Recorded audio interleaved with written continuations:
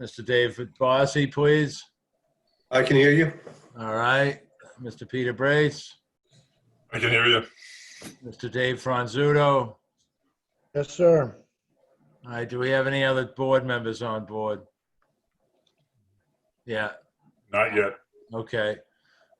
Staff, when I call your name, please respond in the affirmative. I hear Mr. Carlson's with us. Good afternoon. Thank you, Jeff. Hi, Jeff. Anybody else, Peter? Tara's down there. She just didn't have video on. All right. Hello, Tara. I'm here. Thank Hello. you. Thank you, Tara. Anticipated speakers on the agenda, please respond in the affirmative. I see Ted Lambrecht. Hi. All right, I see, who else did we have with us? Mr. Brace. That's it. Valerie Hall. Valerie. Here. Okay, thanks. Introduction to remote meeting. Good afternoon. This open meeting of the Harbor Shellfish Advisory Board is being conducted remotely, consistent with Governor Baker's executive order of March 12th, 2020, due to the current state of emergency in the Commonwealth due to the outbreak of the COVID-19 virus. In order to mitigate the transmission of the COVID-19 virus, we have been advised and directed by the Commonwealth to suspend public gatherings, and as such, the governor's order suspends the requirement of the open meeting law to have all meetings in a publicly accessible physical location. Further, all members of public bodies are allowed and encouraged to participate remotely. The order, which you can find posted with agenda materials for this meeting, allows public bodies to meet entirely remotely so long as reasonable public access is afforded so that the public can follow along with the deliberations of the meeting. Ensuring public access does not ensure public participation unless such participation is required by law. This meeting will feature public comment. Excuse me.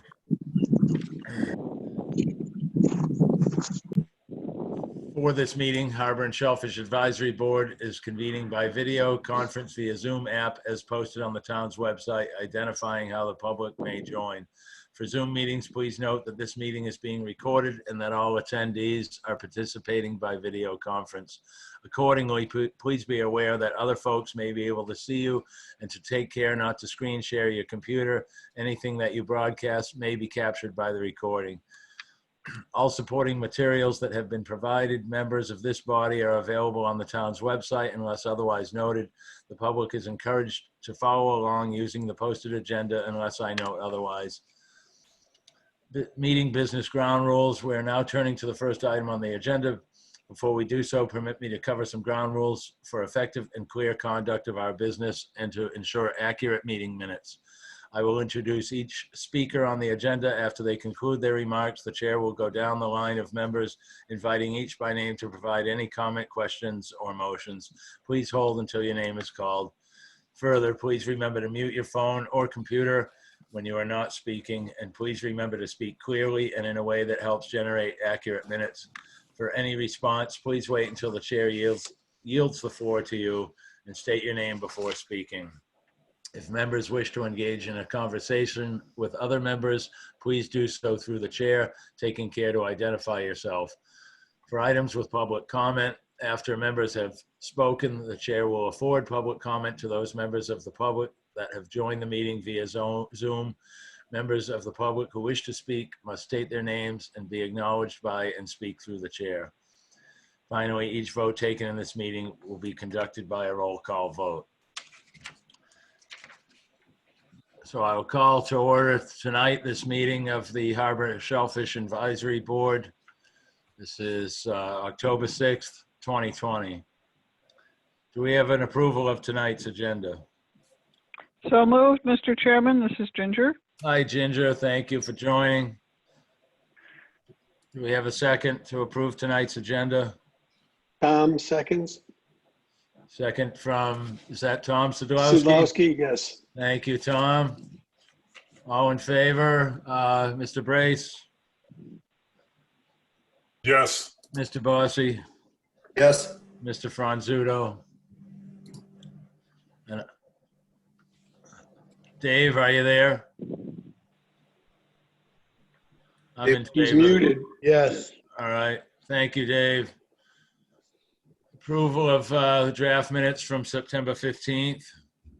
Has everybody had a chance to look at them? Everybody okay with the condensed version and understands why? Yes.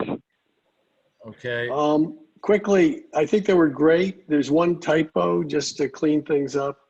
Under old business, the proposed liveaboard, the word chairman is misspelled. Peter, good job though otherwise. thank Yeah, you. I don't deserve any praise because I didn't push record, so thanks anyway. You've got I move record. for approval. Motion's made by Mr. Sadowski. Do we have a second? I'll second it, Mr. Chairman. This is Ginger. Thank you, Ginger. Mr. Brace, Yes. Mr. Bossy, Yes. Mr. Franzuto, Yes. and I'm in favor also. Under Chairman's report, it's not printed, but at this time, I will not be present for the November 3rd meeting. If it's possible, I can do it via Zoom. I'll be out of state helping my daughter move across the country. It's possible I'll be able to, but at this point, I may not be able to. So just a little forewarning, 2 meetings away. Has Miss Lucy joined us, Mr. Brace? It is not yet. All right. I'm going to jump ahead of the Marine Department report and hope that we hear from Sheila. Natural Resources report. Jeff or Tara and/or? Sure. I'll hop in first, and then I'll turn it over to Tara. Just wanted to let everyone know that we're getting fired up. This isn't necessarily harbor related, but we're going to start our yearly pond openings tomorrow with Sacagawea Pond, and then Hummock will be on Friday. So that program is kind of continued. Moving on to other things more harbor related is we are kind of wrapping up our field season, a lot of things in our harbor water quality. And that is kind of coming to conclusion. So hopefully I'll have results on that soon and a little bit more of an update with that as well. As part of our select board strategic plan goals, we are going to have kind of a rough framework for a long-term water quality plan for them to take a look at by the end of November, early December. So we'll try to have it to you guys to take a look at kind of at the same time or in advance if we can, just to get some feedback from you all as well. Other harbor related activities, I guess I'll turn over to Tara. Thanks, Jeff. Welcome, not commercial, recreational scalloping started last week and been getting a lot of good feedback from multiple areas, both in Nantucket Harbor and Mattocket Harbor. It seems like there are a lot of people out scalloping. We've had some really nice days and the tides have lined up with the mornings. And I think that there are a lot of people here now in September that maybe haven't been here before in October. So I think a lot of people are trying it for the first time. It just seems to be pretty busy. So that's kind of exciting to see. In other news, we had a lot of wind since we last talked, and I think we had like 4 straight days of a northeast wind. And so we had staff members and also Peter Brace offer to walk the beaches every day during those wind events to make sure that we didn't have any strandings, because we have 3 vulnerable spots that were identified in the survey of seed that's pretty close to shore that we were worried about, but luckily nothing ended up on shore. And we've been out since then by boat, kind of surveying the areas to see how closely stuff moved to shore. And we have 2 spots. One's near the UMass field station and the other one is just off of Fulling Mill, so real close together, of seed that is pretty shallow right now. So we're gonna go out on Thursday and Friday with some modified dredges to see if we can kind of dredge that seed up. It's in the sand in front of the eelgrass, and see if we can move it back to deeper water. So that's kind of what's on the agenda for seed management before the commercial season starts. And like Jeff said, we are wrapping up our field season bringing in gear.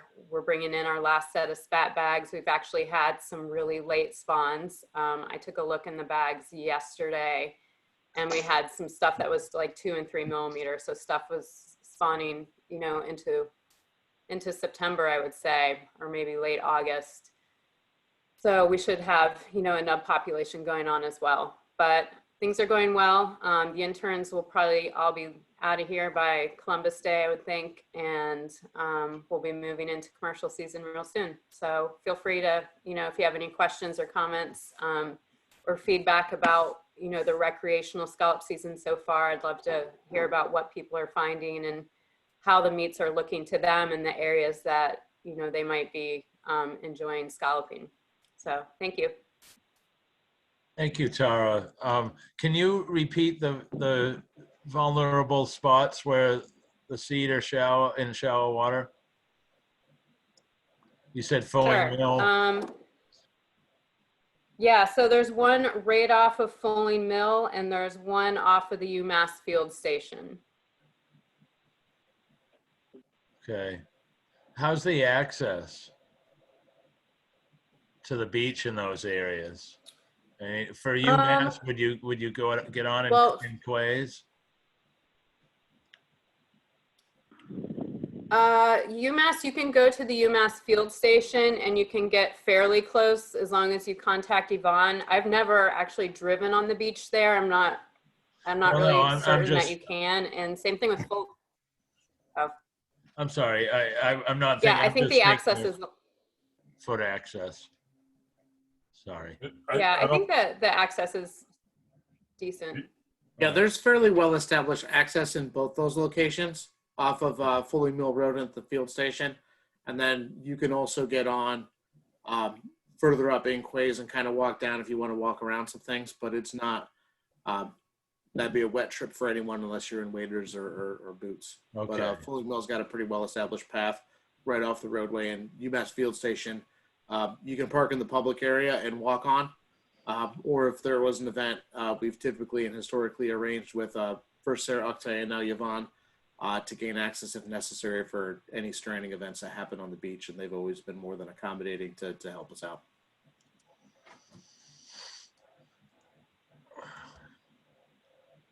Any comments from the board for natural resources? Or Jeff? Mr. Chairman, I just have one more thing to add really quickly. I see Cone is on. I know he's always ever present.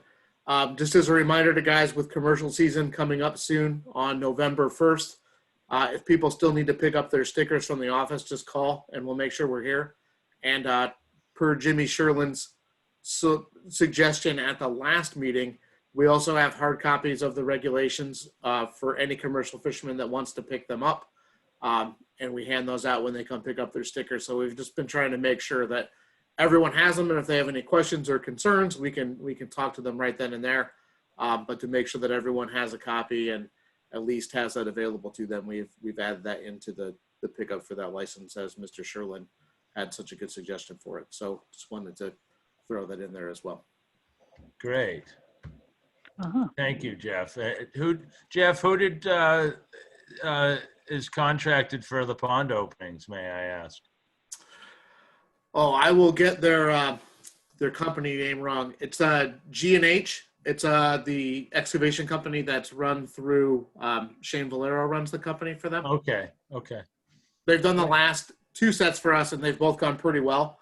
And they've done a really excellent job and do it properly, and we feel comfortable with them. However, for the spring openings, we will be to the point where we'll probably put that back out through procurement, so it will be available for any other companies that want to bid on it or do that work. So right now we're going to finish up with them in the fall, and we'll see where the spring takes us. Will Hummock be accessible from the end of Cisco Road? So we're kind of troubleshooting Hummock for Friday a little bit.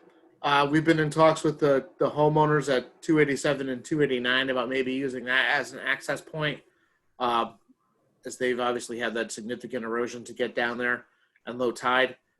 We've looked at going further and coming on from the Clark's Cove side. That's a much longer trek and involves some more shenanigans. But we're also we're blessed with a little bit of time on Hummock. It's only the 6th of October, so we have a pretty good window to get hummock in. And if it doesn't look like access is stable by then, if we have to push it off a week to see what happens with the beach, we're able to do so.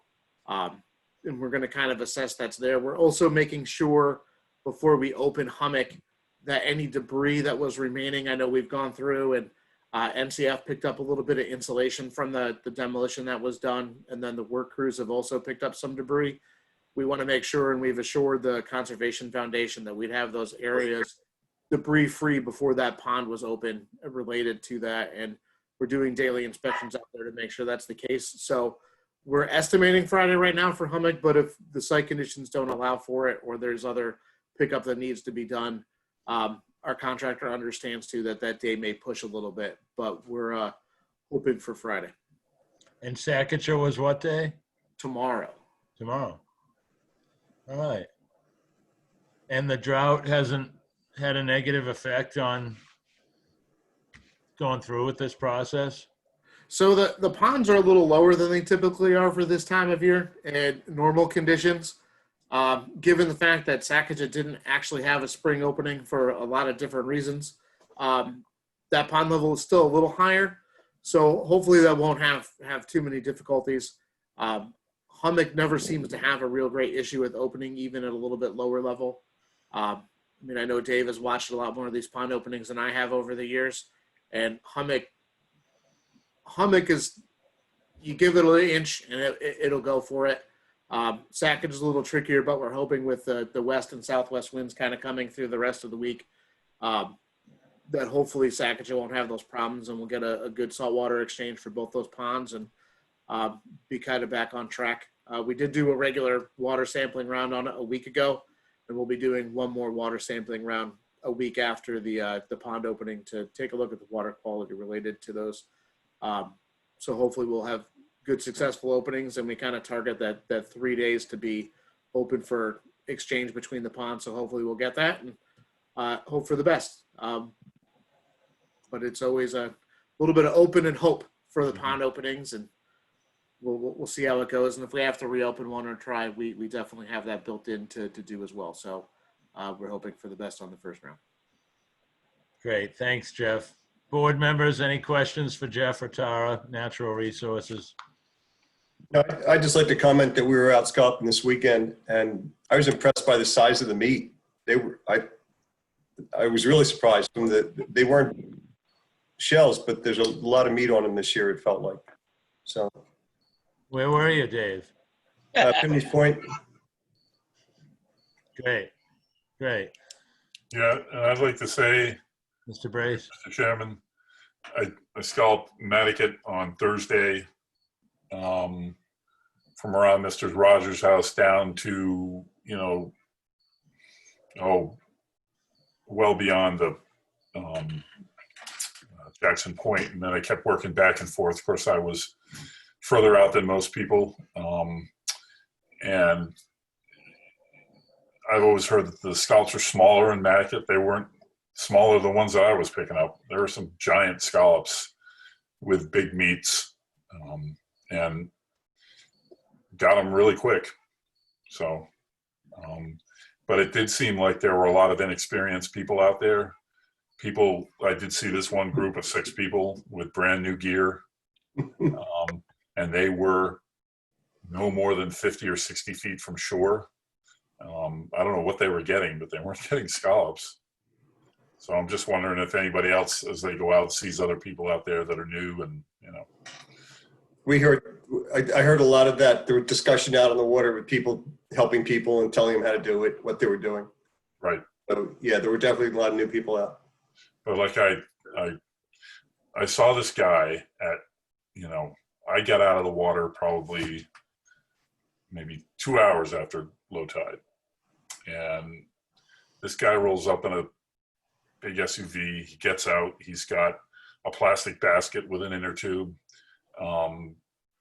He's very casually dressed. He's got this long pole. I don't know. It's maybe something that I don't know about. But it's got this pole. It's almost as long as a push rake, and at the very end of it is a hoop, about 6 inches, and then there's a net hanging from the hoop with really wide holes. He's using a view box. No, I wasn't using a view box. No? Nope. I don't know. I've never seen that before. Interesting. Well, maybe he sees them without a view box. I'm not sure, but usually the view box users have a broomstick handle with a fashioned scoop on the end, made out of either netting or some wire. But all right, Jeff. JC called me and invited me out, and unfortunately, I was not able to go. But I know he deployed himself, and has he had any? He was going to go from Mattocket to town the day he invited me, so it would have been a nice full loop trip. And I'm sorry I didn't make it. Has he encountered any issues with non-licensed folks? No, and JC definitely tries, especially this time of the year, tries to take a more educational tact with as many people as possible. I think from his observations, I think Peter's observations are pretty astute, and Dave's as well, that there's a lot of new folks that are out there, a lot of people that aren't here this time of year that are.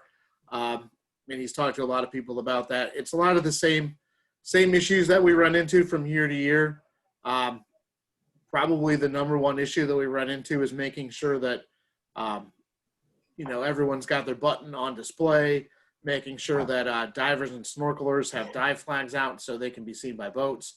And then just some talk about what's legal and what's not. Haven't had too much of that. Most of the crowds that he said he's seen in most of the scallops, a lot of classics. So a lot of just classic adults, and haven't seen as many nubs at this point, which I think is good from an enforcement standpoint. Makes it a little easier. But overall, it's been okay. I know we had him out today. We had a group of 2 that were out in Mattocket scalloping today. And JC went out and informed them that today is not a day that recreational scalloping is open. And they, gave him we're leaving island tomorrow. And he said, well, unfortunately, you're going to have to go before you leave. So could you return those to the water, please? And head on your way. And they were happy to do so and went on their way. So it's been pretty calm. It was a little bit of a slow start, but the weekend was definitely busy, and he definitely saw a lot of folks. So it's nice to see that many people out there, and reports are pretty good that people are getting them. So I think that's all for the better. And Jeff, what's the process for getting that recreational permit? Yeah, you just go to the public safety facility. If you want, you can fill out your application. You can print that off and fill it out online, and then send it in, or you can mail it in. And it's just a lot like it was before, where you can go to the public safety facility. They process your license, they give you your button, or they give you your non-resident pass, and you're off and rolling. So it's not too much different than pre-COVID times. It's just a little bit more of a shoot and match to get there. So I would recommend to anybody to print off and fill out your paperwork before you go, and you can be in and out of there in 5 minutes, or you can drop it off and pick it up. But it's certainly pretty available at this point. Okay, sounds simple enough. Thank you, Jeff. Got a question for you, Jeff. Sure. When I got my license this year, the sheet that I got along with the license was different in years past. It didn't, in terms of species that you could take, it didn't have blue mussels, didn't have eels, and didn't have oysters. Can we no longer go for those, or are you just not? No, so yeah, we redid that handout a little bit and made it a little bit more simple. You can still take those recreationally. We just don't see a whole lot of people that are taking those species recreationally, and wanted to use up the space in the actual brochure a bit on the more commonly taken species to get people a little bit better information that was digestible and accessible, and get a good graphic put together to look at adult classic scallops and nub scallops. And again, if people have specific information about specific things, we're happy to provide it to them. But again, we don't get a lot of questions about mussels and eels specifically, but they're still allowed to be taken. The regulations haven't changed as far as their recreational harvest. Because I know from one scalloper that there was a pretty good charge of blue mussels in Mattocket Harbor.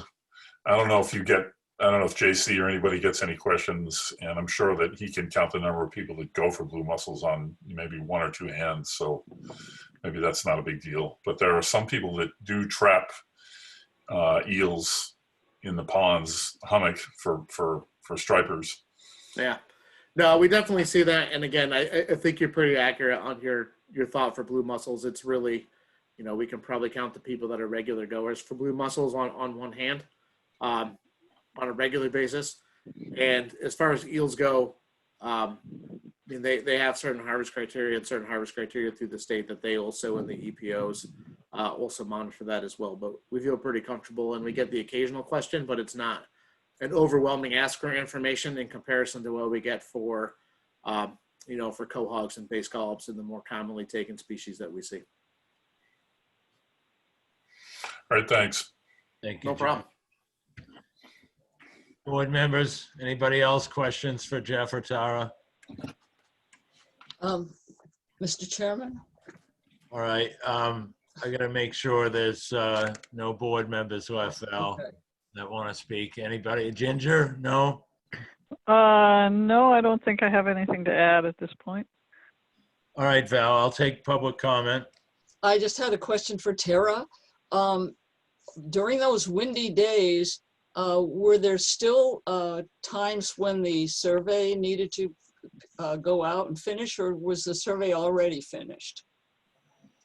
Yeah, we were able to wrap up the survey a few days earlier before the wind. The day before the wind was set to blow, I think, cranked out 6 or 7 dives in one day just to make sure that we finished. So. Okay, great. Yeah, I was very happy to be invited out for one day on the survey, and it was really fun. It was a great experience. Yeah, it was great having you, Val. Great, awesome. Thanks, Val. Anybody else for natural resources? If not, we'll move on to old business. Has Sheila showed up, Peter? Sheila is not here. We do have 2 liveaboards, Bill Fredericks and someone named Elke. I don't know her last name, but I sure would love to for the minutes. Okay. All right. So first item under old business is proposed liveaboard regulation revisions. We've been speaking about this for a bit. If any board members would like to speak on this, not having Sheila here, we won't be able to go very far with it, but if there's any new information anybody'd like to share, now's the time. Board members? If not, would the folks that are here from the public, Mr. Fredericks or Elke, would you like to step forward and have any comments, suggestions? This is Bill Frederick. I don't have any comments. All right. Everything's fine in my world. You still out there? I am, yeah. All right, and you still have the same opinion that what you witnessed this summer, even with the Airbnb outfits that you happen to be able to see from your area, you're happy with what you see? Yeah, everything went real smooth. And the little blow we had a week ago turned out to be no boats up on the beach, which is awesome. Or no big boats anyway. It's a bit of a scare because it blew pretty good. Everything's smooth. Great. All right. Elke, can you share with us your full name? My last name, I spell it, is Tango Hotel Alpha Papa Echo. Could you use the letters, please? Tango Hotel Alpha Papa Echo. Again, could you use the actual alphabetical letters? I can't understand what you're saying. THAPE. THAPE. That's right. All right, thank you. Thank you very much. I would have loved to hear Sheila's point, and I don't have anything else to report. Thank you. All right, Elke, are you familiar why we have this on the agenda? Hello? Why we have Sheila on the agenda? No, are you familiar why we're talking about the proposed liverboard regulation changes, if any? Yes.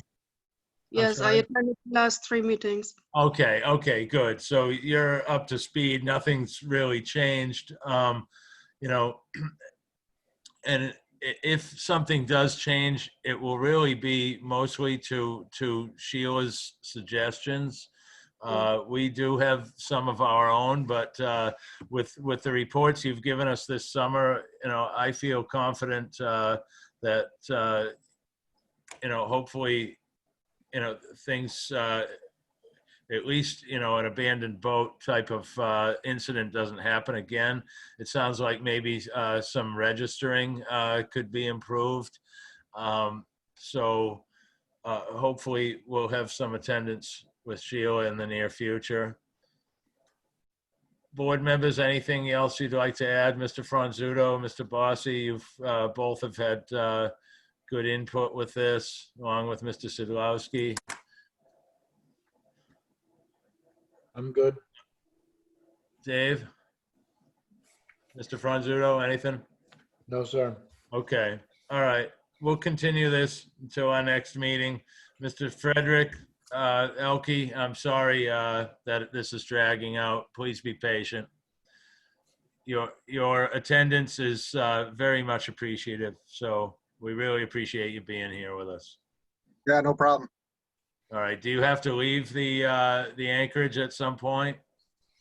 I don't have to. My boat's coming out in New Bedford on the 20th, though. I'm leaving 15th. Of So October? I'll be here another week. Yeah. Okay. All right. Well, thanks a lot, Bill. And, you know, hopefully everything's just moves along smoothly without any inconvenience to you. Yeah, you bet. All right. If there's nothing else on liverboard regulations, I'll move forward to the next old business item, the base scallop nub rule, proposed revision. This was proposed by, sorry, I'm drawing a blank, Mr. Brace. Blair Perkins. Yeah. Blair Perkins. Yes. Is anything new we'd like to speak about with this? Anybody here? Any board members, first of all? Anything new on the nub rule? Ideas, thoughts? I kind of, the way it was left at our last meeting was simply, you know, to, you know, it really came down to more awareness about water quality. I think a lot of the scallopers would like to keep it the way it is. There are one or two that are vocal. They'd like to see it disappear. Not sure how easy it would be for that to happen. Not sure how wise it would be for that to happen. It's you know, but if we do move forward, I'm going to leave it up to the board to propose something. So, and if not, you know, we can continue this for another meeting. Mr. Chairman? Mr. Franzuto, please. Yeah, I'm sorry I wasn't able to attend your last meeting, or actually the last two. Quite 'cause all I was right. traveling, but I submitted my comments, and I know that Val submitted documentation and other folks, and having been through this, I think what, and not to make this long and elaborate, but I think what you have now is far greater, far better than what they had for literally 100 years. Jeff Mercer and 3 biologists from the Division of Marine Fisheries analyzed this, and with a vote of the Massachusetts Fisheries Council, with the information from all the scientists, the regulation was changed, and the fact that there is now a clear measurement and definition, I think has served everyone well, and it's a statewide regulation change. It wasn't just for Nantucket. So I think what we have now is far better than a well-raised defined growth ring. So that's my opinion, and I will stay with that forever. So thank you. Mr. Chairman? Ginger, Mr. please. Ginger? Yeah, I'd just be interested. One of the scholars made a comment at the first meeting where we discussed it, that the 2.5 inch rule let some of the very larger seed be caught. And as I said at the time, I think regulations are kind of a blunt instrument, and that this would be something for the scholars themselves to take a look at as they, check on the openers or open their own, to just see if that is a concern, because the scholars have more to gain or lose from it than anybody else. So I think if we could raise awareness of that potential and have people just keep an eye out and maybe take a day or two where they watch or open a box or two and just keep their notes, it would be useful to have that information. Well, maybe somebody who's on board with us right now can clarify that comment, because I remember that comment as well, and I feel as though that comment was not correct, because if a seed scallop does not fit through the gauge ring, that shouldn't matter, because even though it may not fit through the ring, meaning it's large enough to take, it still has to have a growth ring to be able to take it. Am I wrong? Can somebody, Dave, Mr. Franzuto, or if Mr. Carlson's still with us?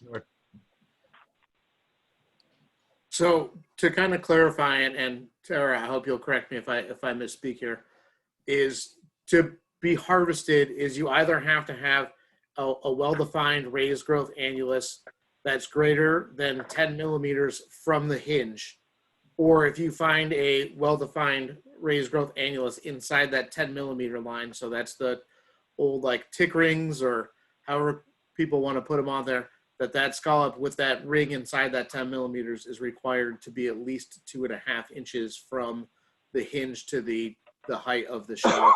If you can't find a ring within that 10 millimeters, it wouldn't be eligible for harvest.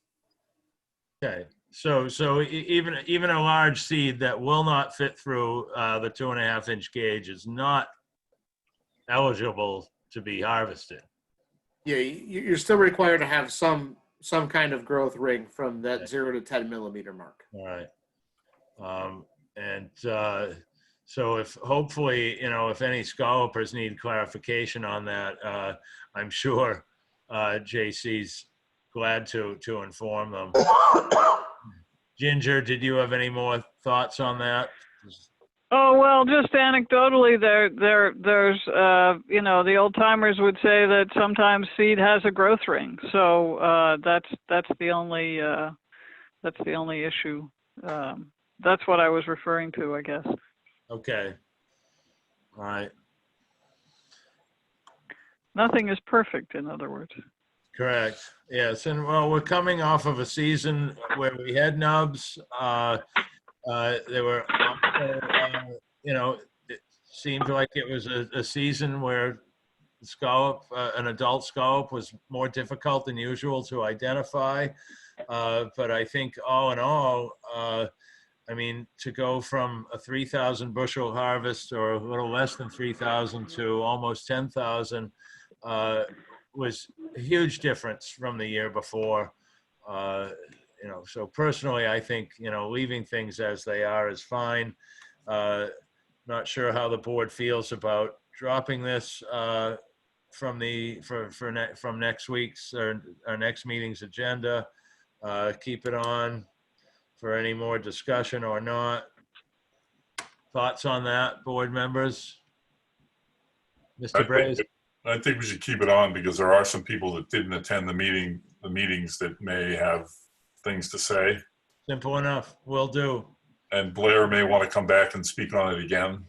Okay. And I remember he said what did he say? He's not going to climb this hill alone. So, Right. You know, he's maybe waiting for other people to join him. Mhm. And, you know, he could also be waiting to see how the season goes. Mhm. And, you know, if it's a good season and there aren't a lot of nubs and there aren't people getting busted for nubs, then maybe I don't know. But if it's a repeat of last season, even though there may be more scallops out there, you know, that would only fuel him more. I just think we should leave it on there because I'm getting the sense that there's a lot of us at this meeting that think that we should leave it the way it is, but there may be just as many or twice as many people that don't agree with us, and we should hear them out. Absolutely. I agree, Mr. Brace. Sounds fair enough. Any other board members? Anybody from? I agree with, oh, Mr. Chairman, this is Ginger. I agree with what Mr. Brace has said too. Okay. Any other board members? Public, Valerie?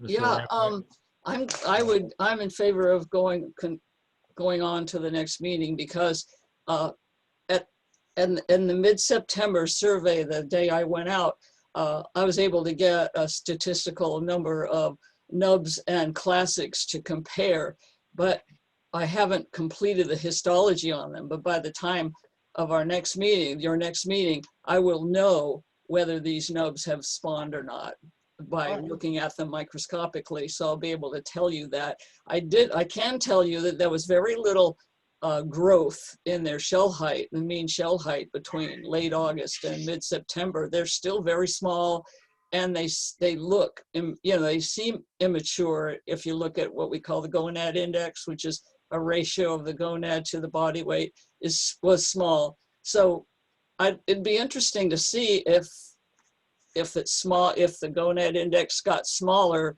because they actually spawned, or they just starting to lose their reproductive capacity and putting more effort into building up their adductor muscles, which is going to make them nice and sweet and yummy for us. But so I'll know a lot more next time, and I'd like to be able to share. That's great. We look forward to hearing that. Thank you, Val. All right. If there's nothing else on that, we'll continue that to the next meeting. We'll move forward to new business. Does anybody have a problem with, I'm thinking, I mean, we talked a bit about this oyster lease permit at our last meeting. I'd like to move that up forward if nobody else has any objections to that. With Mr. Lambrecht here, and we've got Jeff here. Not hearing any objections to that. We'll move into new business, beginning with the oyster lease permit review. Is there something new? Mr. Carlson, maybe you want to start this out? I see you sent a letter out of some requirements. It looks like it's a healthy amount of requirements to meet in a short amount of time, but I can understand you're doing your job, so and I respect that. I asked Mr. Lambrecht earlier if he was feeling ambitious. He may want to, he'll be commenting also, I'm sure, but would you like to begin? Sure. No, I'm happy to, and thank you guys for the time, and hopefully everyone got it to review. And again, we had sent this out to Ted in advance of the meeting, and Ted and I weren't able to connect over it prior to this. And again, the first draft of what's here was really just kind of our thoughts and didn't necessarily have some comments back from Ted, and I think we're happy to kind of talk about the timeline for things a little bit. I know we set a pretty aggressive schedule here.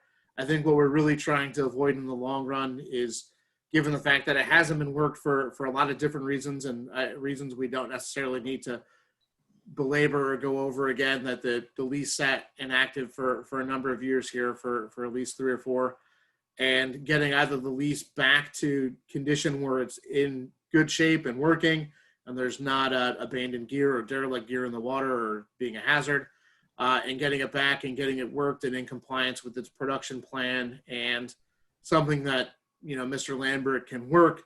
You know, the other option for the town is obviously to continue through revocation, which, you know, I think we're preferring to, you know, try to work it out and do our best to get it back and in production like it's supposed to be.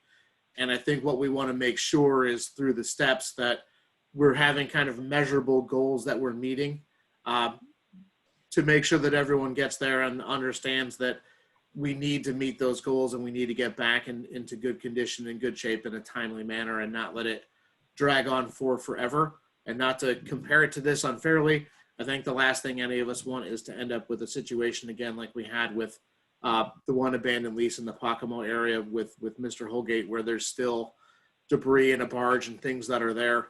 And that's what we really want to avoid. You know, we want our leases to all be in good working order, with folks that are actively fishing and growing shellfish and working, and make sure that everyone is good. So those are the steps we kind of put out. Again, some of it is also, you know, maybe I spent too much time working with Concom permits and spelling everything so clearly, but it's just to make sure that we know where all of the gear is that's been in, make sure that it all comes out as best possible, and we know, and then that we have a clear plan for everyone to work off of going forward with measurable steps to say, hey, we're at this step, this is what it should be, we're all working together to get there, and that you know, we can help out Ted can help out us, and then hopefully, you know, next summer, you know, we're growing oysters on cages that are well maintained and in good order, and if it doesn't look like that's going to work out, then we'll have to, you know, pursue other remedies to the situation. But I think we're happy to work on whatever, you know, the board thinks is best, and always happy to work out with the growers. So with that, I'll let it speak for itself. I'm sure Ted has some comments, or if other people have comments, we're happy to hear, and you know, obviously get a revision done to this if people feel it necessary, and get it back in front of everybody. But I just want everyone to be clear on what the expectations are for everyone and what timeline that's going to follow. Thanks, Jeff. I'm going to jump right to Mr. Lambrecht at the moment. Can you, Ted, can you give us a progress report over the last 3 weeks since we met last? I've still been working on the boat and stuff. It's a hard situation because of weather related. I'm working on this out in the middle of the field, and it's covered and such, and I've had a real difficult time with getting the gel coat to set, stuff like that, but I'm still just grinding away at it. I have no issues with any of the points there other than the time frames. It's just kind of really restrictive. I can't tell you whether it's going to blow tomorrow or not, but you know, it's definitely, I don't think I could have all that gear out of the water by December 1st. There's absolutely no way. I don't think that anybody could if they tried. But I'm good with everything else. All right, I'm not understanding why. I mean, is it a lot of gear? I'm really It's just a tremendous amount of gear that's already deployed. Oh yeah, there's 70 cages down and 12 stacks of what do you call them? It's a different type of situation, basket type of thing. Mm-hmm. And how long have they been there, Ted? Forever. I mean, it's been, yeah, really, as far as I'm concerned. 3 years now. Okay. Pretty close to it. Is there any way of you know, pulling together some help to help you? I have people who have volunteered up to this point. My major goal right now is to get all the gear out. I have a I have a bunch of gear that's good, and you know, I was going to set out seed this year, but you know, it just didn't come to that. Originally, started working on the boat, and then I couldn't get permission to go out, so I tore it down some more and repaired the decks and everything else, and putting everything back in order. Boy, hearing forever, it sounds like the gear really needs to be inspected, Ted. And, you know, you've got to work diligently to make that happen. Yeah, that's my goal, for sure, without a doubt. Yeah, I know, just to kind of add in, is while we were out doing our dive surveys, you know, we had some of our staff kind of go by and just take a look for what was in the water, as we're kind of allowed to do through the leases, and just see what's there. And I know a lot of the stuff, we looked at the stuff up in the head of the harbor up by the Cascada leases and the old overwintering sites. And there's a lot of pretty substantial growth on those. And I think our concern is making sure that they can get out, and also, you know, in removing some of these, that we're not going to cause substantial damage to anything as well, doing it. And I think that, you know, for us, that's why we're kind of pushing for a timely removal to get things out, and then kind of to take a look at stuff before it goes back in to make sure that everything's in good working order. So I think from our end, and just to kind of represent our interests, I think the sooner the better we can get it out. Again, I think we can be a little bit flexible, but I think at some point too, as much as I hate to say it, is I think there needs to be a little bit of a deadline to at least make sure that we're trying to adhere to, so this doesn't drag on longer than it needs to before, you know, we have to take steps to get it removed, or the town has to remove the gear and figure out ways to deal with it. I just want to make sure that it's not something that can perpetuate longer than it needs to. That's right. That's reasonable. Yeah, well, definitely. At any point in time, you want to have someone come and inspect the boat and the operation that's going on and how we're trying to put it back together and everything, that's fine with me. And whatever gear I've got, you know, I've got a bunch of gear out already. It's in the field as well, so. Yeah, and again, I mean, I think that's our concern. I think that's why we started down the process, is, you know, gear that's sat dormant in the water for, you know, for 3 or 4 years. We want to be sure that it's not becoming semi-permanent in the bottom, or it's in good working order. And I think we have some concerns about its ability to even come out of the water. And again, just want to make sure that we're not having the same conversation in 6 months or in 8 months. Yeah. That, you know, we have clear timeframes and everyone understands what's involved and the consequences. And it's not to give people a hard time or make it difficult. It's just a matter of keeping things in compliance with the regulations and in good working order.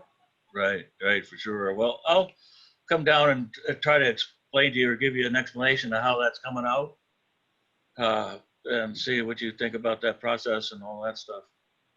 I can go over it now if you'd like.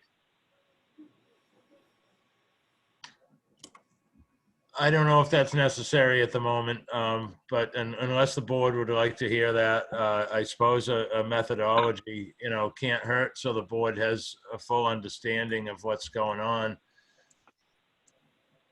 Is it a lengthy explanation, Ted? It could be. Not necessarily. I mean, I've got the ability to haul up the bottom of the ocean. And my basic plan is to, as it comes up, to take the pressure washer and wash it off and bring it into the boat, and then bring her home and fix her up.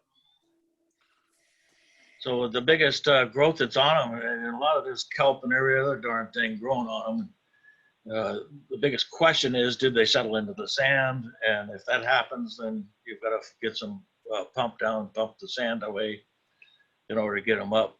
So I don't know yet until I give it a shot. Okay, Mr. Brace?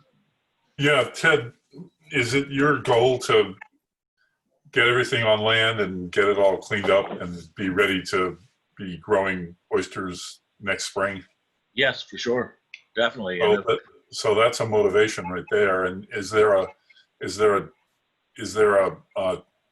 time by which you need to have what gear you're going to use ready to put back in the water to grow oysters.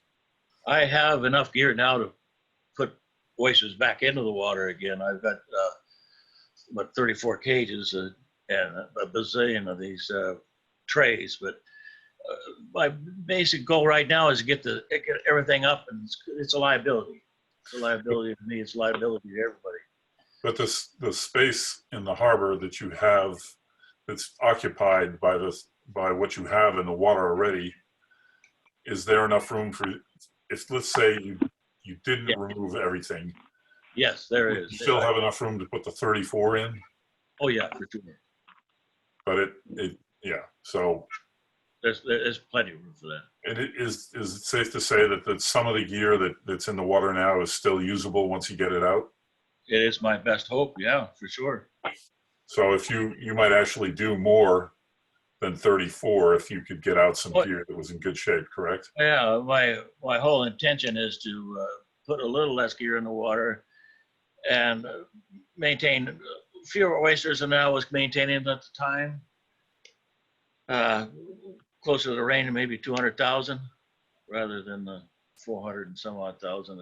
I put 200,000 down that were ready for sale. So it's a shame. Well, if December 1 is too tight a deadline, what sounds more reasonable to you? And then let's maybe have Jeff say if that works or not. By spring. I can't tell you, when it blows, I mean, the conditions got to be right in order to pull all that gear up. You're in shallow water and wind direction and speed and all that. The temperatures doesn't make, it doesn't make any difference whatsoever. You just got to pick one cage at a time and bring them up. They're all strung together on a rope. And did you? Do you have seed set up for this coming spring to buy? Well, I ordered seed this I've got a deposit down that I made an order back in the spring of this year with the hope of putting it in, but it's been delayed. And I still have that order in with ARC.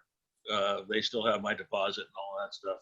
They originally set me up for 100,000. 100,000 for this year, this coming year. Yeah, well, for this last summer, but it just didn't work out in that sense. But you're locked into that 100,000 for this coming spring? The next spring, yes. Okay. All right. Anybody else? Jeff, sorry. Thank you. Yeah, so I think if I may to kind of hop in on the date discussion, I mean, I think, Peter, I think looking ahead to getting stuff back in the water, I think we would want to make sure that everything was out of the water before we started putting stuff back in, to make sure that our sites were in full compliance and there wasn't gear that we didn't know about or abandoned gear that was left, and then to start putting new stuff in. I think is just asking for a little bit of a headache from everybody. So I think we'd be looking to that. I mean, like I said, I think we're a little flexible date wise. Again, I don't want to sound rude by saying this, but it's gear that's been in for, the better part of 3 or 4 years without maintenance. That a little bit of extra time I think is there, but I think as long as we know that there's a time frame that it's coming out and it's getting out, and we know that I understand weather and I understand the difficulty, but it's also something where at some point we need assurance that it's going to be out on a timely basis and be, allowed to restore. And I think having some kind of deadline is going to be important, or else I think we're afraid that it's something that could continue to drag on and not have an end to it. And weather out here is tricky. I get it. I mean, I see the scallopers, but I also think it's important to know what those deliverables are. And if we don't meet those, what steps need to be taken to meet them on a timely basis. Mr. Franzuto. Jeff, how many acres does he have? Currently right now, he had at one point a total of 10. And right now, by active lease, he has a total of 6. 6. And do you have a waiting list for people for acreage?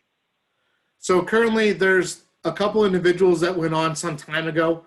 there's only really one person that's been actively kind of interested in a lease. We've had a couple other people. One of the gentlemen moved off to Maine and has an oyster farm up there. A couple other people, one is still left on island, and then in the last 6 to 8 months, we've had one gentleman who's contacted us a number of times about potential availability. And I know he's also looked into potentially getting a lease through transfer with some of the other active growers. So we'll have to see. Okay, thank you. Jeff, has Mr. Holgate's lease expired?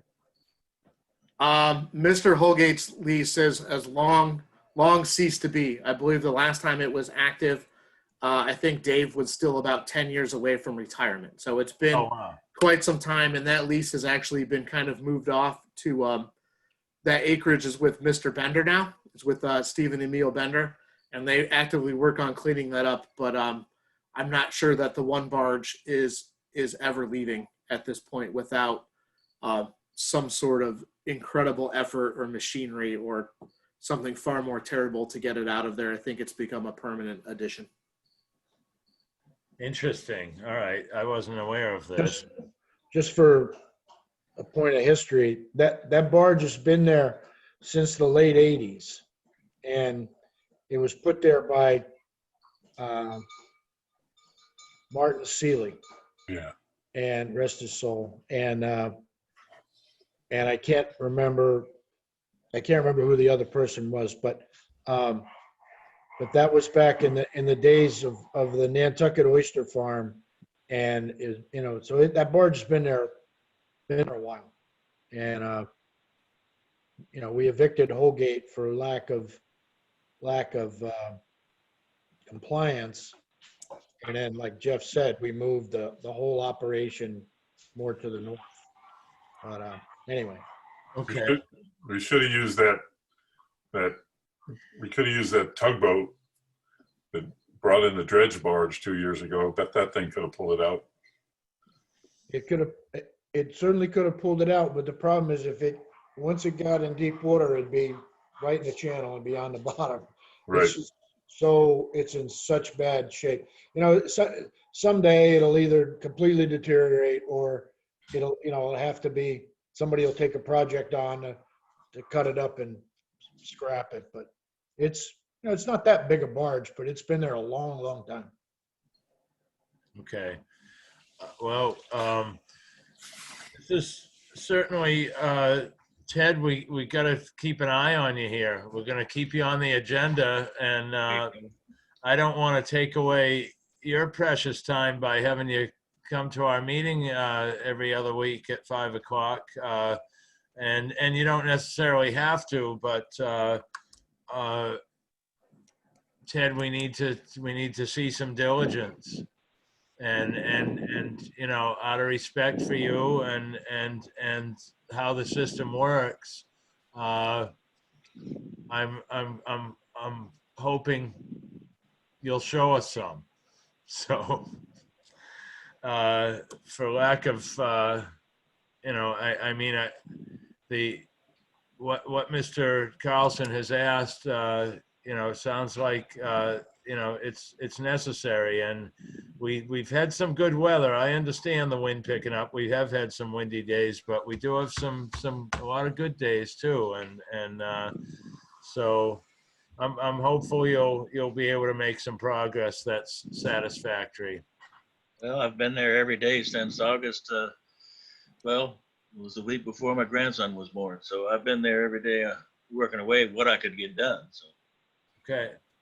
All right. Can't do much more. I've got a helper. I've been paying $1,000 a week for 2 or 3 weeks now. It's giving me help. So. Yeah. All right. So, Mr. Grace. So how are we leaving this? Jeff said there's some wiggle room for a deadline. Do you have a date in mind, Jeff? Or Ted, what's something more reasonable? Well, Ted already said the springtime. Yeah. But I'm sure that whatever date it is, it's somewhere in between. So if we could just have an idea of what that is and what Ted thinks of that before we close out. Okay. Mr. Carlson. If I could make a suggestion, job one seems to be getting the boat in the water. We're talking about dates for clearing out the equipment, but it's just not going to happen without the boat in the water. So maybe we can focus on either a date for that, expect a date, and maybe a progress report as to how it's going to get to that date to get the boat in the water. And I think it would be best to have somebody like JC or somebody come down and look, and I can explain to them the progress, the progression of it all, and how it's got to go, and go from there. I'm just putting it together as quickly as possible. I mean, that's my focus. It's costing me a fortune to do it. I can't do any more than that. All right. I don't know if that's something we can ask JC to go do. I don't know if that's in his purview or not, to go take a look and so get an opinion as to a ballpark as to how much time might be left if things were going well, or if the weather was cold. Yeah, I mean, from our end, I think we're happy to take a look. I mean, again, we're trying to be as reasonable as we can in getting a site cleaned up that's had a long time to get cleaned up. Again, I think from our end, we just don't want it to perpetuate and be having the same discussion in the spring and then in the summer. I think having somewhere that's kind of fixed, and I understand that work can be difficult and timing and weather can be difficult. So that's where I think we're willing to work a little bit. But I think, I had thrown in the letter October 15th, which I understand is 9 days away at this point. But even if we said, November 1st, that's to the end of the month, and then start working, that I think it's tough. I mean, it's how much time is enough time and how much is too much. And that's what we're trying to do is keep everyone on track and keep it with dates that everyone knows and that you guys can understand. And, if ultimately we have to talk to the select board about this, that people understand what's going on. So we're happy to take a look, but I just want people to have an understanding of what the expectation is.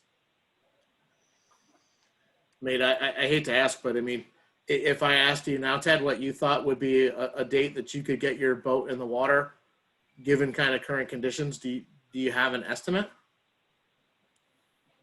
Not particularly, but I would certainly hope by November 1st. I mean, that's my hope. Yeah, I mean, I don't want to be rude or accusatory or adversarial, but I think we need to be sure that there's clear action and that steps are met on a timely basis. And that's really what we're seeking as far as. That's why my suggestion that maybe you have somebody come by and I can show them the operation, and if you're not satisfied with my progress or progress in general, then let her rip, Yeah, and again, if we're happy, just, please call down and we'll send, I'll either come or JC will go, or maybe the both of us can go. But I just want to make sure that we have timeframes and deliverables that everybody understands what the expectations of those are, so we don't get through the process and people say I misunderstood or I didn't understand. Right. That everyone knows and that the board here knows and that everyone understands what the steps are and what's involved. Yeah, I'm good with that, and I can get a hold of you all and we'll arrange that. All right. Well, Ted, I hope you're, think over your resources and try to recruit some if you can. And we need to revisit this at our next meeting, which will be October 20th. 20th, okay. And, the better communication you have with Mr. Carlson, that would be good also, because he'll certainly be, letting us know, how things are working out as far as his end of it goes. So yeah, I've tried pretty often to get through. It's just difficult because all this, the way this whole Corbett thing's going, that they're tied up down there or whatever. But I've been trying to get through to communicate. all that stuff. Yeah, I mean, we've definitely, traded emails and traded phone calls and things like that, and COVID doesn't make it easier. And again, at the end of the day, from our end, and while I'm happy to go take a look, our end goal is to get all of the old gear out of the water, and get the lease back into compliance, and that's our main concern and our main focus, and what we are obligated by the regulations and the requirements of the lease to do. So, if it works out, it works out. If it doesn't, our path from natural resources end is very clear for what we are required by law to do. And that's kind of the process that we're in now. Okay, any other board members' comments on this particular article? Yes, Mr. Ginger. Chairman, this is Ginger. Hi, Ginger. Ted, do you have a list? Oh, certainly. What kind of list? Of Okay, priorities? well, yep. I mean, a list for what? A progression? Yeah, everything you have to do and what it's going to take to do it. Yeah, reinstall all the equipment and No, I mean piece by piece. So you don't have to go through the whole thing. I'm just making a suggestion here. all right. Let's start with steering station, then the haulers, the hydraulic pump, then the there's two forced water Ted, pumps no, that supply the hydraulics. Mr. Chairman, you Go really ahead. don't need to go through the whole thing right now with us. Just Okay. for your own sake, I just want you to Oh, just I'm not- offering that thought. Okay. Ginger's just saying to have it all on a list so you can look at it and hopefully cross some things off of it as you go along. Probably what I should do is just write all that down, and then when one of these fellows can come out and inspect, they can go over it and see what's going on. All right. Where's your location, Ted? Currently in the field of Mitch Coffin. Oh, out at Mitchell's. Okay. I'm gonna hopefully be out of there. I'm praying to be out of there by November 1st, and I got another fellow that I'm gonna go and I'm working with. Okay. Maybe I'll pay Mitchell a visit. Yeah, that would be good. Check it out myself. I see him all the time. Yeah. All right. Anybody else? Okay. I'm going to continue to work backwards on new business and go to the notice of intent for the 90-foot pier at 46 Schimmel Pond Road. If I don't hear any objections to doing so, Jeff, was this brought up at the last Concom meeting? And if so, could you give us a quick review?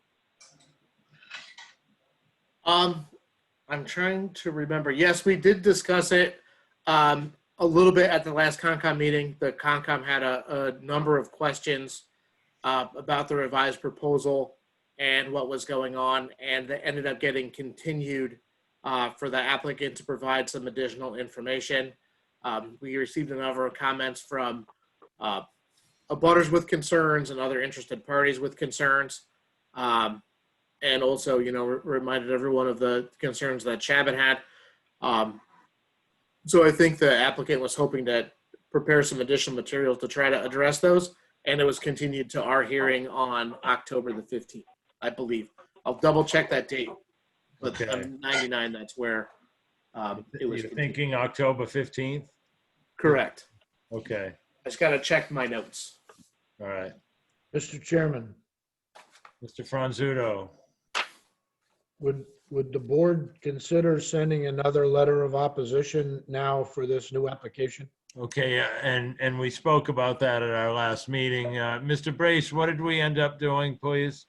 What we did was, I sent the original letter, so that since this was a new application, this was a new NOI, it's a new file, which I was led to believe the letter doesn't carry forward that we had with the old NOI. Maybe I'm incorrect, but just to be sure, we put that on, so it's on the record.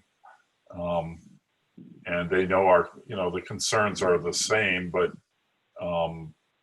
anyway, I think it'd be a good idea to write a second letter because, then we could sign on to what the land council says in their concerns, as Right. well as our own concerns.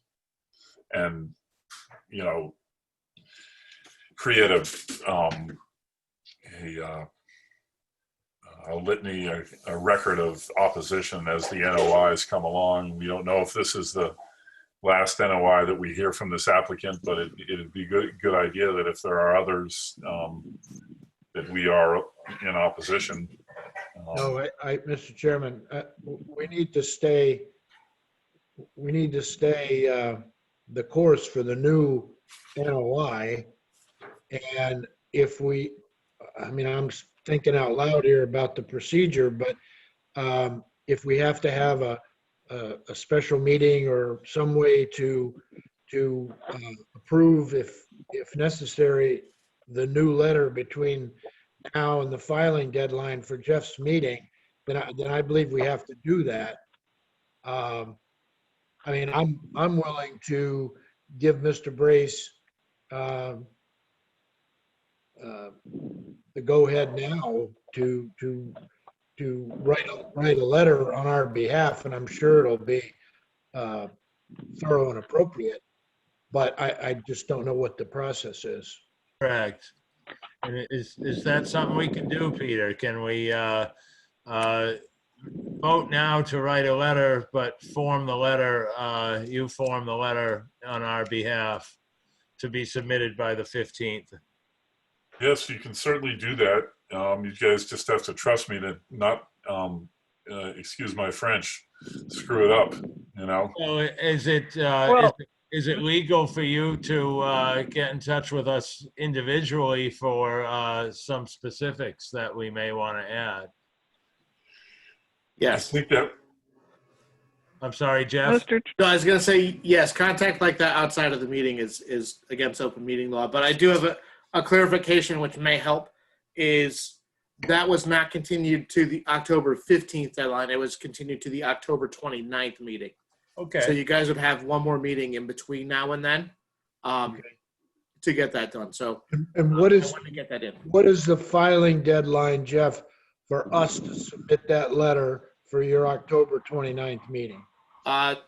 We require stuff to be in for that meeting by Friday, October 23rd. Okay, so Peter, October 23rd would be your deadline once we have a chance at our next meeting to tweak whatever you write, and we can get it submitted on time. all right, I'll do it. That's great. I don't think we need a vote. We all know that this is what we want to do. So, I'd like to poll the members that we continue in this direction. okay. And myself, I agree with moving forward. My sentiment is the same as it was with the previous proposal. Not only am I concerned at an environmental standpoint, but also a safety issue as well. But revising the letter, I think, would be very important for us to do. The dates are lining up now in our favor, so that's very good. So, Mr. Chairman. Ginger, please. Yeah, I suggest that we all review the revised plan and see what the Concom asked for information. I think that's all available on the town website, or should be. So it's not something that needs to be mailed out separately. We should do our homework. That sounds good, Ginger. Thank you. Yeah, so like last time, I can write, I write the letter, and you guys did have some edits for it, so I'll write what I think I should write. And then all of us as responsible board members will read that new NOI and then come to the meeting prepared to, rip my letter to shreds and rearrange it and make it the way it should be. Okay. So That sounds like a good procedure. Other board members, Mr. Sadlowski, Mr. Bossy? Sounds I like agree with what we're doing. Okay, all right. If I don't know if any of you guys read the letter from the land council, that but was, one of their main points was that even though they reduced it by 210 feet, the impact on the eelgrass is still the same. You know, it's lessened, but it's an area that they're trying to grow we're trying to grow eelgrass, and any amount of coverage is not good. So I would say, in addition to reading the NOI, also read the land council's letter. That'll be helpful. So that when Well, we have yeah. our next, Very good. Oh, sorry. we may want to include a reference to that letter that yes, read it, you'll see it was very, very well done, very comprehensive. yep. And I think we may want to reference that directly. Well, anybody's welcome to correct me if I'm wrong, but one of the things I thought of and mentioned at the first NOI was, if there were ever a record kept of how many boats have hit Abrams Rock, and it's just a little speck in the harbor. It's just a little teeny dot in the harbor, and I've heard of a lot of boats that have hit Abrams Rock, and not sure how many feet off the beach it is. When you look at it, when you're cruising by through the channel or up the middle of the harbor, it looks, like it's probably about 90 feet off the beach. But I could be wrong there as well. But my point is that it's, I've seen young youths learning how to use boats in that area over the past 4 to 5 decades, and always see a little 13-foot whaler skimming along over there, and would just hate to see an accident take place with a pier, in the fog, or whether it's a child learning how to use a boat, or somebody traveling from town to Pulpus Harbor, or simply, as we all know, the fog rolls in without notice sometimes, and it's simply another obstruction and another hazard in my eyes. So I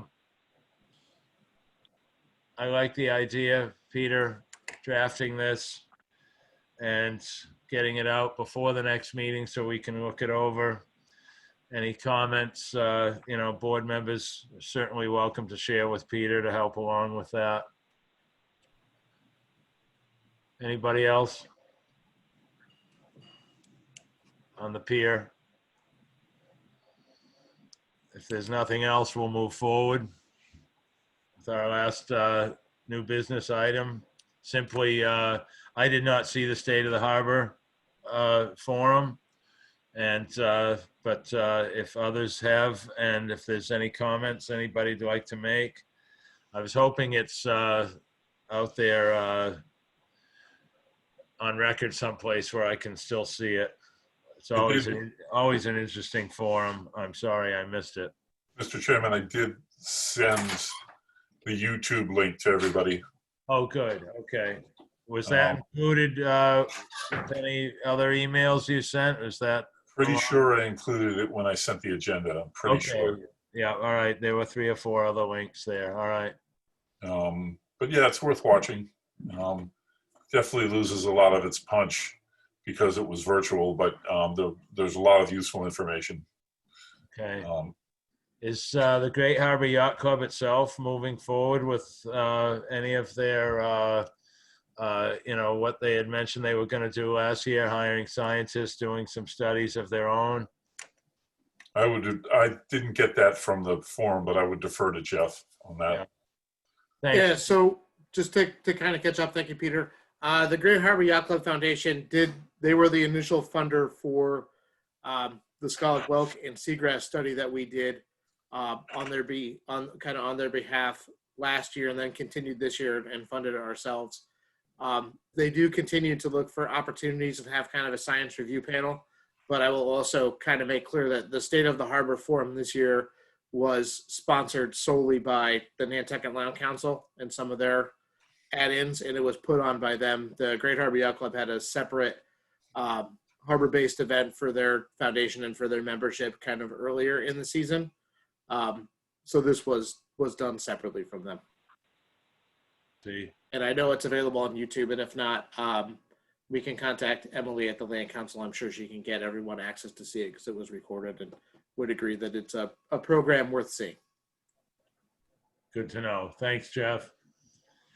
Board members, comments? Mr. I Chairman, share the comments. I watched it live when it was happening, and I thought because of the Zoom, one advantage they had was they were very well prepared. They were much more scripted than they have been in the past. I thought it was pretty valuable. Anything alarming? More than normal, more than usual? Okay, Ginger? Nope. Okay.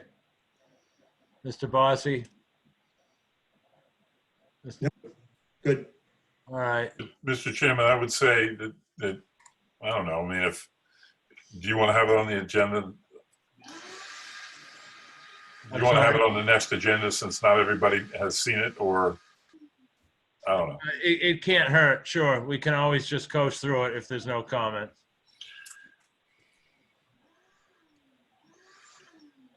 And if there's nothing else for State of the Harbor, any public questions or comments in general on tonight's meeting? Not hearing any recap or items for our next meeting? And if not, I will entertain a motion to adjourn. So moved. So moved, Mr. Chairman. Second, then. I'll All second. right. One of the small. The motion's made and seconded, Ginger and Mr. Bossy, Mr. Brace, Aye. Mr. Sidlowski, I Mr. Franzuto. Aye. I am also in approval of adjournment. Motion's been made, seconded, and approved unanimously. Thank you. You had us recorded tonight, right, Peter? Absolutely. I got a little note in my computer giving me the steps that I got to do with number 3 being record in bright red and capitals. So, I can see it. I can see it recording in the upper left. We're Yep. good. Okay. Thank you very much. Good night, gentlemen, Night, all all. right. ladies. Night. Thank Good night. you. Good night. Thank you. All right, good night.